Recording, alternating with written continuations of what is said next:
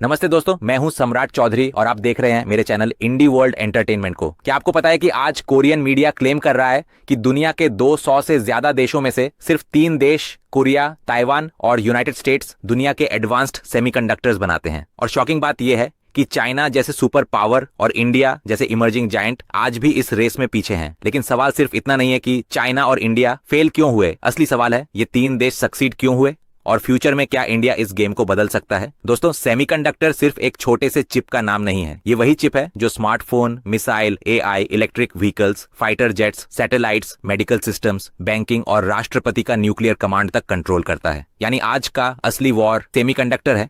1990 में ताइवान और कोरिया ने एक ऐसा डिसीजन लिया जिसकी कीमत आज पूरी दुनिया चुका रही है। उस वक्त किसी ने इस इंडस्ट्री को सीरियस नहीं लिया except TSMC, Taiwan, Samsung, Korea और यूएस डिफेंस कॉम्प्लेक्स। इन तीनों ने 3 पिलर्स पर काम किया, technology plus time plus trust. इस बीच चाइना के पास पैसा था, मिलिट्री था, मैन पावर था, लेकिन सेमीकंडक्टर डिप्लोमेसी में एक चीज नहीं थी, वो है ट्रस्ट। चाइना ने $3 ट्रिलियन झोंक दिए पर जीत नहीं पाया। अमेरिका ने एक्सपोर्ट बैन्स लगा दिए, ताइवान ने टेक सीक्रेट्स लॉक कर दिए और कोरिया ने सप्लाई चेन लॉक कर दिया। और इंडिया ने इस रेस में देर से एंट्री की, जैसा हम इंडियंस अक्सर करते हैं। पहले ऑब्जर्व करते हैं, फिर तेजी से एग्जीक्यूट करते हैं। इंडिया ने डिजाइन और सॉफ्टवेयर में दुनिया की सबसे मजबूत प्रेजेंस बनाई। सिलिकॉन वैली में 40% चिप डिजाइन इंजीनियर्स इंडियन हैं, पर मैन्युफैक्चरिंग के बिना डिजाइन सिर्फ ब्लूप्रिंट रहता है। अब सवाल है, क्या इंडिया भी चाइना जैसा फेल होगा? जवाब है नहीं, पर रास्ता अलग है।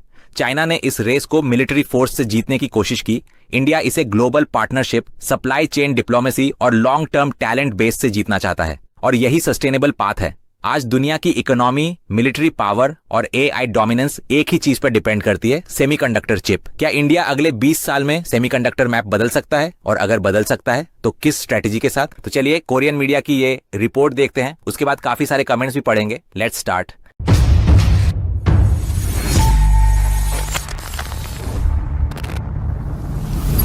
दोस्तों, मैंने बहुत सारे बिजनेस पार्टनर्स को, खास करके जो एनआरआईज है, उनके लिए चैनल बना के उनको इंडिया में एक stable source of income generate करके दिया है। अगर आप भी मेरे साथ पार्टनरशिप में चैनल स्टार्ट करना चाहते हैं, जहां चैनल के ओनर आप होंगे लेकिन कंटेंट मैं बना के दूंगा, तो मुझे कांटेक्ट कीजिए इस नंबर। दोस्तों, ये वीडियो कुछ ही दिन पहले YouTube पर अपलोड हुआ था और इस वीडियो का टाइटल था China and India have both failed, why are there only 3 countries in the world capable of manufacturing semiconductors. 여러분이 지금 보고 계신 क्या आपको पता है कि आज दुनिया में सिर्फ 3 देश ऐसे हैं जो आपके हाथ में जिस स्मार्टफोन को आप देख रहे हैं उसके अंदर लगने वाला सेमीकंडक्टर चिप बना सकते हैं? कोरिया, यूनाइटेड स्टेट्स और ताइवान। ये 3 देश दुनिया के 98% कटिंग एज सेमीकंडक्टर्स बनाते हैं। चाइना नहीं बना पाता, जापान नहीं बना पाता, यहां तक कि जर्मनी भी नहीं बना पाता। आखिर ऐसा क्यों हुआ? 2023 में चाइना की गवर्नमेंट ने सेमीकंडक्टर प्रोजेक्ट लॉन्च किया। उसने इसमें पूरे $3 ट्रिलियन डाल दिए। ये हमारे हिसाब से लगभग 400 ट्रिलियन वॉन होता है। और नतीजा? फेल। 실패했습니다. 중국의 최첨단 चाइना की कटिंग एज सेमीकंडक्टर टेक्नोलॉजी अभी भी कोरिया और ताइवान से 10 साल पीछे है। चाइना आज भी सैमसंग और SK हाइनिक्स द्वारा बनाए गए 3 nm प्रोसेस चिप्स नहीं बना पाता। अब इंडिया का क्या स्थिति है? 1.3 अरब जनसंख्या वाला इंडिया ने 2020 से सेमीकंडक्टर इंडस्ट्री में एंट्री की।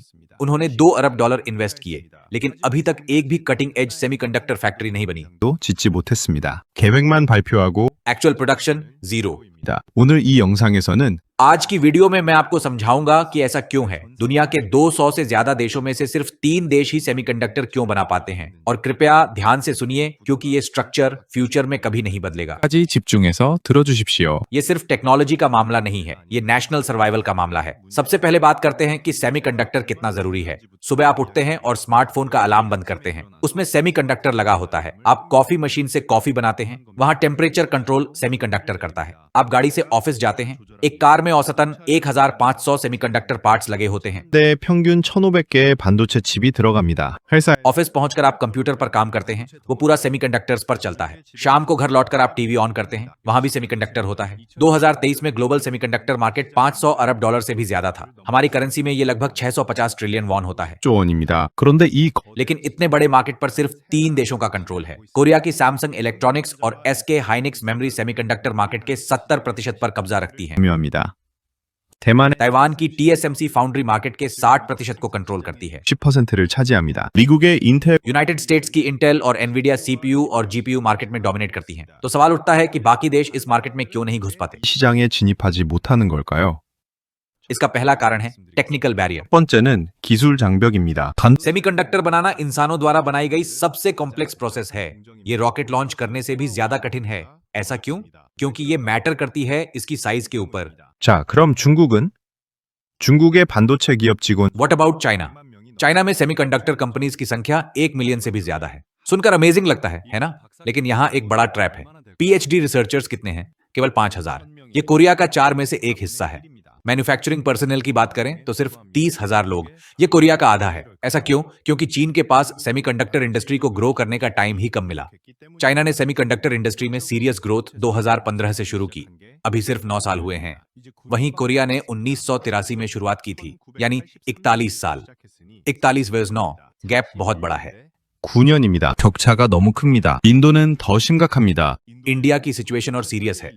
इंडिया के पास सेमीकंडक्टर डिजाइन में काफी पर्सनल हैं, क्योंकि सिलिकॉन वैली में इंडियन इंजीनियर्स की बहुत मौजूदगी है।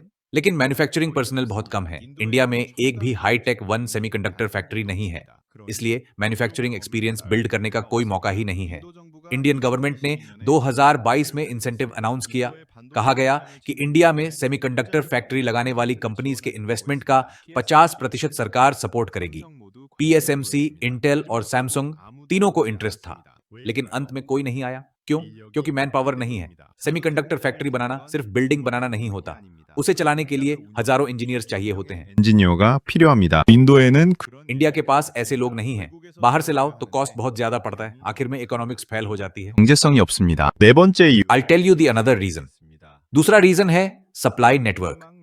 सेमीकंडक्टर आप अकेले नहीं बना सकते। इसके लिए हंड्रेड्स नहीं बल्कि थाउजेंड्स ऑफ पार्ट्स और मटेरियल्स चाहिए होते हैं, और इन्हें सप्लाई करने वाली कंपनीज चाहिए होती हैं। इसी नेटवर्क को कहते हैं सप्लाई नेटवर्क। 중국은 이 चाइना के पास ये सप्लाई नेटवर्क नहीं है। सेमीकंडक्टर बनाने के लिए चाइना को सारे कोर पार्ट्स और मटेरियल्स इंपोर्ट करने पड़ते हैं। उन्हें कोरिया, जापान और यूनाइटेड स्टेट्स से लाना पड़ता है। लेकिन यूएस ने एक्सपोर्ट रिस्ट्रिक्शंस लगा दी। यूएस ने चाइना को वो कोर मटेरियल्स और सेमीकंडक्टर मैन्युफैक्चरिंग इक्विपमेंट बेचने से रोक दिया जो चिप बनाने के लिए जरूरी है। अक्टूबर 2022 में यूएस ने सेमीकंडक्टर एक्सपोर्ट रेगुलेशन की घोषणा की। इस रेगुलेशन के तहत चाइना को सेमीकंडक्टर मैन्युफैक्चरिंग इक्विपमेंट एक्सपोर्ट करने पर रोक लगा दी गई, और कोरिया व जापान से भी कहा गया कि वही रेगुलेशंस फॉलो करें। रिजल्ट, चाइना की सेमीकंडक्टर इंडस्ट्री लगभग रुक गई। 자, 이제 정리해 अब आइए इसे समराइज करें। आखिर सेमीकंडक्टर्स सिर्फ कोरिया, यूएस और ताइवान ही क्यों बना पाते हैं? मैंने इसके 4 कारण बताए। पहला, टेक्निकल बैरियर। सेमीकंडक्टर मानव इतिहास का सबसे कॉम्प्लेक्स प्रोडक्ट है। इसके लिए 30 साल से ज्यादा का टेक्निकल एक्यूमुलेशन जरूरी है। इसलिए चाइना सिर्फ 400 ट्रिलियन वॉन खर्च कर लेने से इसे हासिल नहीं कर सकता। दूसरा, एस्ट्रोनॉमिकल इन्वेस्टमेंट। एक फैक्ट्री पर ही करीब 20 ट्रिलियन वॉन लगता है, और उसे हर 5 साल में रीबिल्ड या अपग्रेड करना पड़ता है। जिस दिन इन्वेस्टमेंट रुक गया, उसी दिन कंपटीशन से बाहर। दुनिया में कितने देश हैं जो लगातार इतना पैसा खर्च कर सकते हैं?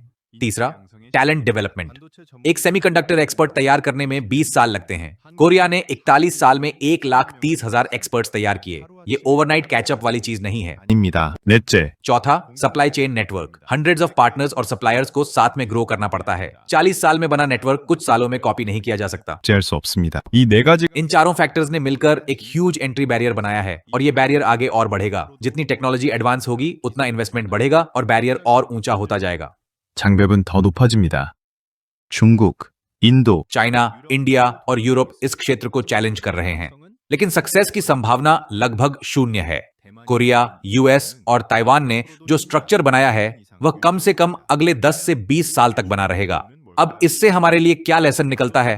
पहला, सेमीकंडक्टर कोरिया की लाइफ लाइन है। कोरिया के टोटल एक्सपोर्ट्स का 20% सिर्फ सेमीकंडक्टर है। अगर सैमसंग इलेक्ट्रॉनिक्स और एसके हाइनिक्स गिर गए तो पूरी कोरियन इकोनॉमी गिर जाएगी। इस इंडस्ट्री को कभी खोना नहीं चाहिए। दूसरा, टेक्निकल लीडरशिप बनाए रखना होगा। आज कोरिया सेमीकंडक्टर में दुनिया में नंबर 1 है, 세계 1위입니다. लेकिन चाइना पीछे से तेजी से चेस कर रहा है। हम एक पल रुके तो वो पकड़ लेगा। इसलिए हमें लगातार इन्वेस्टमेंट, R&D और डेवलपमेंट जारी रखना होगा। 발전해야 합니다. 셋째, तीसरा, टैलेंट डेवलपमेंट। एक सेमीकंडक्टर इंजीनियर बनाने में 20 साल लगते हैं। आज के हाई स्कूल स्टूडेंट्स अपने 40 में जाकर एक्सपर्ट बनेंगे। इसलिए फ्यूचर की तैयारी आज से करनी होगी। यूनिवर्सिटीज को सेमीकंडक्टर मेजर्स बढ़ाने होंगे। 전공을 늘리고 기업이 कंपनीज को टैलेंट में इन्वेस्टमेंट करना होगा और गवर्नमेंट को सपोर्ट देना होगा। चौथा, सप्लाई चेन को मजबूत करना। कोरिया की सेमीकंडक्टर सप्लाई चेन कंपनीज को ग्रो करना जरूरी है। सैमसंग और एसके हाइनिक्स को मजबूत रहना होगा। एसएमआई को सपोर्ट, टेक्नोलॉजी डेवलपमेंट और ग्लोबल कॉम्पिटिटिवनेस बढ़ाना होगा। 글로벌 경쟁력을 키워야 합니다. 마지막으로 और आखिर में इसे याद रखें, सेमीकंडक्टर सिर्फ पार्ट्स नहीं है, ये सर्वाइवल का मुद्दा है। फ्यूचर की वॉर सेमीकंडक्टर वॉर है। जिस देश के पास सेमीकंडक्टर होगा, दुनिया पर वही इन्फ्लुएंस करेगा। 입니다. 한국, 미국, कोरिया, यूएस और ताइवान, यही 3 देश आज दुनिया को चला रहे हैं। क्या ये स्ट्रक्चर अगले 10 से 20 साल तक बना रहेगा? 구도가 유지될까요? ये इस बात पर डिपेंड करेगा कि हम कितनी मेहनत करते हैं। अगर हम अपनी करंट जगह पर बैठे रहेंगे तो चीन, इंडिया हमें पकड़ लेगा। 앞서가야 합니다. हमें लगातार आगे बढ़ना होगा, रुकते ही हम कोलैप्स हो जाएंगे। कोरिया आज सेमीकंडक्टर पावर हाउस है। ये तकनीकी लीडरशिप पूरी दुनिया मानती है। इस पोजीशन को बनाए रखना हमारा जिम्मा है। ये अगली जनरेशन को देने वाली एसेट है। Never give up, keep investing, keep challenging. Korea semiconductor power house, यही हमारा प्रेजेंट है और यही फ्यूचर। 이게 우리의 현재이자 미래입니다.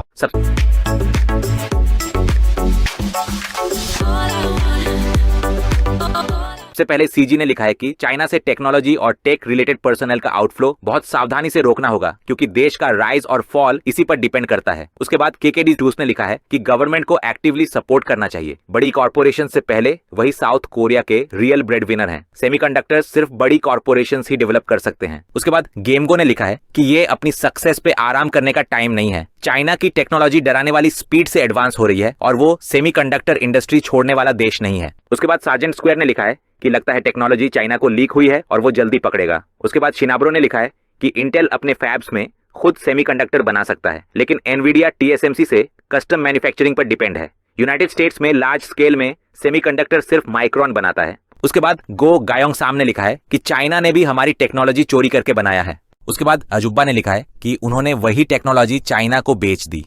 उसके बाद बीबोरोंग मारू ने लिखा है कि इतनी सीवियर टेक्नोलॉजी लीक्स के चलते क्या जापान और चाइना 10 साल में कंपटीशन में शामिल हो जाएंगे? आखिरकार इश्यू सिर्फ मनी और टाइम का है। उसके बाद बैंग बांग ह्वान ने लिखा है कि सैमसंग फाइटिंग, सैमसंग कंप्लेसेंट मत होना, मेहनत जारी रखो। उसके बाद केएमके ने लिखा है कि सेमीकंडक्टर इंडस्ट्री में लेट कमर चाइना नंबर 1 बनना चाहता है, पेजर यूज करना भी नहीं आता। उसके बाद सियोंग जिन क्वान ने लिखा है कि सेमीकंडक्टर में अपना नंबर 1 पोजीशन न खोएं। उसके बाद चॉय ही चियोल ने लिखा है कि रशिया सेमीकंडक्टर सब यूनिट्स को लोकलाइज करने की तैयारी कर रहा है, लेकिन 65 से 100 नैनोमीटर वाली कटिंग एज एआई टेक्नोलॉजी तो दूर की बात है। उसके बाद वाइस जंग ने लिखा है कि अफ्रीकन कंट्रीज जर्मनी, जापान और चाइना में भी कोरियन सेमीकंडक्टर टेक्नोलॉजी को डिवाइन माना जाना चाहिए। मैन्युफैक्चरिंग प्रोसेस में मैसिव टेक्नोलॉजी और डेटा चाहिए होता है और सैकड़ों ट्रिलियन निवेश करने पर भी 98% फेलियर प्रोबेबिलिटी रहती है। इसीलिए कोरिया ने ह्यूमन टेक्नोलॉजी की पीक हासिल की है। ऐसा रेकलेस चैलेंज सोचना भी मुश्किल है। हमारे देश के लिए ब्लेसिंग है कि हमारे पास ऐसी टेक्नोलॉजी है जिसे बाकी देश ड्रीम भी नहीं कर सकते। उसके बाद नाबुल ने लिखा है, अब लगता है टेक्नोलॉजी से ज्यादा टेक लीक के खिलाफ सिक्योरिटी मजबूत करनी होगी। लीक होने पर जिसे लीक किया है उसे 20 साल जेल भेजना चाहिए ताकि नई टेक्नोलॉजी सीख भी ना सके। उसके बाद पीएसएलडीजे और दिनेश ने लिखा है कि जो लोग सेमीकंडक्टर टेक्नोलॉजी चाइना को ट्रांसफर करते हैं उन्हें लाइफ इंप्रिजनमेंट या डेथ मिलनी चाहिए। उसके बाद कंट्री ने लिखा है कि चाइना इक्विपमेंट परचेस नहीं कर सकता, ये यूएस सैंक्शंस की वजह से है। उसके बाद a professional is a professional ने लिखा है कि अपने लोगों के लिए चीप बनाओ और खुद को पावरफुल कंट्री कहो। उसके बाद गिफ्ट 100 ने लिखा है कि चाइना हेजेमोनिक पावर है, लगता है सर्वाइवल के लिए ताइवान टारगेट है।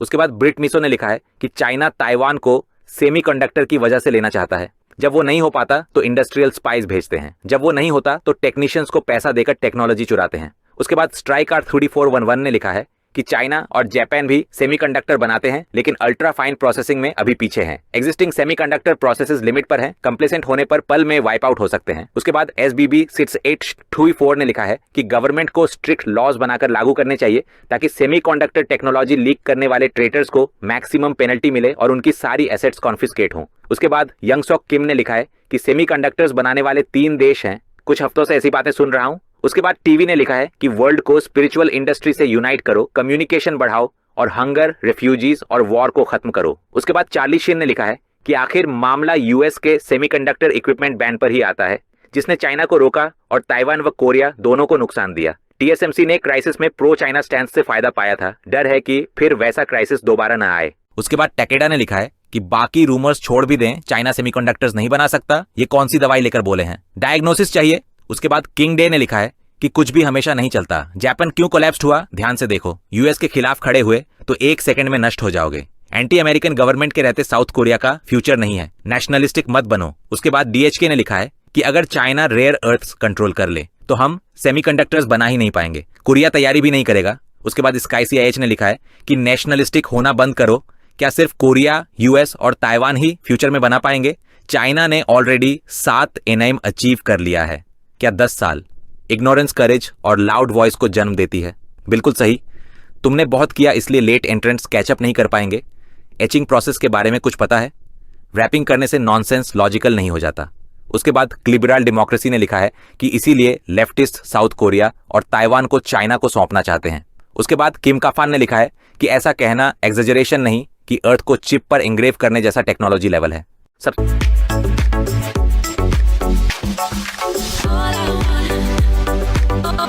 दोस्तों, सबसे पहले तो ये समझना पड़ेगा कि सेमीकंडक्टर मैन्युफैक्चरिंग एक रैंडम इंडस्ट्रियल सेक्टर नहीं है। ये national power plus economic control plus military dominance का कोर है। जो देश एडवांस्ड चिप्स बना सकता है वो आज प्रैक्टिकली दुनिया की डिजिटल इकोनॉमी, AI, डिफेंस और कम्युनिकेशन सिस्टम्स को डिक्टेट करता है। तो फिर सवाल, चाइना ने $3 ट्रिलियन डालकर भी सेमीकंडक्टर क्यों नहीं बना पाया? जवाब सिंपल है, tech plus trust plus ecosystem की कमी। चाइना वर्ल्ड को टेक्नोलॉजी ट्रांसफर के लिए कन्विंस ही नहीं कर पाया। ताइवान और कोरिया ने डेकेड्स तक वेस्टर्न इकोसिस्टम के साथ ट्रस्ट बेस्ड कोऑपरेशन बनाई, यही चाइना क्रिएट नहीं कर पाया। ऊपर से US एक्सपोर्ट बैन्स ने चाइनीज सेमीकंडक्टर ड्रीम्स को हाफ डेड कर दिया। इंडिया की बात अलग है। इंडिया ने रेस लेट शुरू की, रिसोर्सेज और इकोसिस्टम तैयार नहीं थे। लेकिन इंडिया की सबसे बड़ी समस्या मैन्युफैक्चरिंग नहीं बल्कि मैन्युफैक्चरिंग टैलेंट और इकोसिस्टम का अभाव है। इंडिया में डिजाइन टैलेंट तो वर्ल्ड क्लास है। सिलिकॉन वैली में इंडियन इंजीनियर्स डोमिनेट करते हैं, पर फैब मैन्युफैक्चरिंग और सप्लाई चेन नॉलेज करीब करीब जीरो है। इंडिया को ये टैलेंट इंपोर्ट करना पड़ेगा और ये चीप नहीं होगा। फिर भी इंडिया को चाइना जैसा फेलियर नहीं कहना चाहिए। चाइना ने सेमीकंडक्टर को मिलिट्री लेवरेज के लिए परस्यू किया और क्रैश हुआ। इंडिया इसे जियो इकोनॉमिक और स्ट्रेटेजिक लेवरेज के लिए परस्यू कर रहा है, स्लो लेकिन सस्टेनेबल अप्रोच। इंडिया की strength design plus software plus IP creation में है, जो फ्यूचर सेमीकंडक्टर वॉर में कहीं अधिक क्रिटिकल होगा। रियल ट्रूथ ये है कि दुनिया ताइवान और कोरिया मॉडल को दोहरा नहीं सकती, क्योंकि वहां decades old integrated supply chain plus human capital plus geopolitical trust मौजूद है। इंडिया इस रेस में लेट है लेकिन आउट नहीं। चाइना ने मनी से टेक्नोलॉजी खरीदने की कोशिश की और फेल हुआ। इंडिया टेक्नोलॉजी को पार्टनरशिप्स और ट्रस्ट से बिल्ड कर सकता है और यही सस्टेनेबल मॉडल है। सेमीकंडक्टर रेस अभी खत्म नहीं हुई है, ये अभी शुरू हुई है। दोस्तों, आज के लिए बस इतना ही। मिलते हैं आपसे अगले वीडियो में। Till then, good bye.